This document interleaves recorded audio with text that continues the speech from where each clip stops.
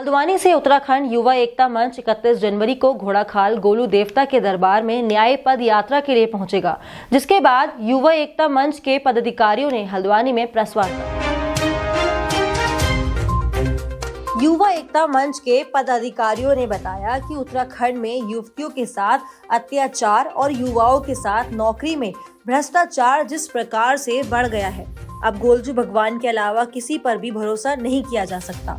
उन्होंने कहा कि न्याय के देवता गोलजू के दरबार में अर्जी लगाने के लिए युवा एकता मंच के बैनर तले 31 जनवरी को बुद्ध पार्क हल्द्वानी से घोड़ाखाल गोलजू मंदिर तक पद यात्रा निकाली जाएगी, जिसमें सरकार की सद्बुद्धि से लेकर युवाओं के साथ खिलवाड़ करने वाले लोगों को सजा दिए जाने की अर्जी गोलजू देवता के मंदिर में लगाई जाएगी। आयोजकों की सभी सामाजिक रणनीतिक दलों से अपील है कि इस न्याय पद यात्रा में उनको भी समर्थन देने आना चाहिए। देखिए, पहले तो मैं पूरे राजनीतिक संगठनों से आह्वान करना चाहूँगा कि कर्म के युद्ध में निमंत्रण नहीं भेजे जाते हैं, जिनका जमीर जिंदा होता है वो खुद चल कर आते हैं। तो प्रदेश के सारे राजनीतिक, गैर राजनीतिक और सामाजिक संगठन और जिनका जमीर जिंदा है, आज प्रदेश में जो उनकी बेटियों के साथ हो रहा है, चाहे अंकिता भंडारी हो, प्रिया नेगी हो या कोई और हो, तो आज प्रदेश की महिलाएं, प्रदेश के युवा पेपर लीक से त्रस्त हैं। और बाकी जगह आप देखिए कि जगह जगह आंदोलन चल रहे हैं, जायडस वालों के चल रहे हैं, सेंचुरी वालों के चल रहे हैं, सब जगह आंदोलनरत है युवा। आज युवा प्राइवेट नौकरी में जाता है तो प्राइवेट नौकरियों में शोषण होता है, आज अगर वो सरकारी नौकरी की तैयारी करने जाता है तो पेपर लीक हो जाता है। तो मैं पूछना चाहूँगा कि युवा जाएगा कहाँ? क्या आत्महत्या कर ले युवा? इस स्थिति में, ऐसी स्थिति में अगर युवा आत्महत्या करता है तो उसका जिम्मेदार कौन होगा? ये प्रदेश सरकार होगी, पूरा सिस्टम होगा।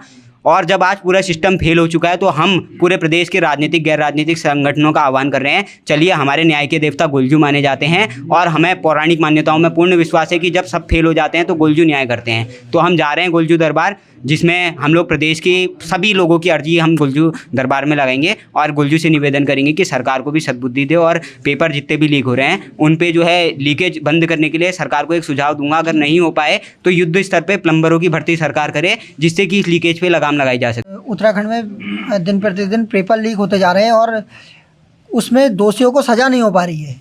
लगातार देखिए आप, लगातार पेपर पे पेपर लीक हो जा रहा है। युवा बेरोजगार है, युवा को रोजगार नहीं मिल पा रहा है। और जब कभी रोजगार का अवसर आता है, युवा पेपर देने जाता है तो पेपर देने के दूसरे दिन उसे पता चलता है कि ये पेपर लीक हो चुका है और उसकी कार्रवाई उत्तराखंड सरकार कर रही है, प्रदेश सरकार कर रही है, मगर अभी तक का किसी भी दोषी को कोई सज़ा नहीं हुई है। तो उन सब के खिलाफ प्रदेश का आक्रोशित युवा, प्रदेश का जागरूक वर्ग 31 तारीख को बुद्ध पार्क पर एकत्रित होकर न्याय के देवता गोलजू महाराज के वहाँ तक का पदयात्रा निकालकर अपने लिए न्याय की गुहार लगाने के लिए 31 तारीख को आ रहा है। और उसी के संदर्भ में ये कार्यक्रम रखा गया है, उसी के संदर्भ में हम सभी लोग यहाँ पर एकत्रित हुए। राज्य सरकार है वो पेपर कराने में बिल्कुल फेल हो चुकी है, क्योंकि सरकार खुद ही पेपर बना रही है, खुद ही उसे लीक करा रही है और खुद ही उसकी जांच कर रही है और खुद ही अपने आप को क्लीन चिट दे रही है।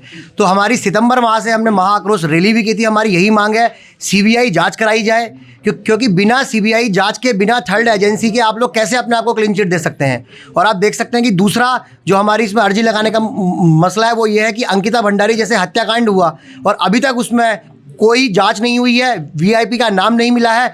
क्या जरूरत थी आखिर प्रशासन को रातों रात रिजॉर्ट तोड़ के सारे सबूत मिटाने की? तो यह मेन मुद्दे हैं कि पेपर लीक हो रहे हैं उत्तराखंड में। एक तरफ उत्तराखंड पलायन की मार झेल रहा है, जोशीमठ में आपदाएं आ रही हैं और जो बेरोजगार युवा है वो पेपर की तैयारी कर रहा है, लेकिन पेपर तो वो देने जा रहा है लेकिन उसमें सिलेक्शन किसी और ही का हो जा रहा है।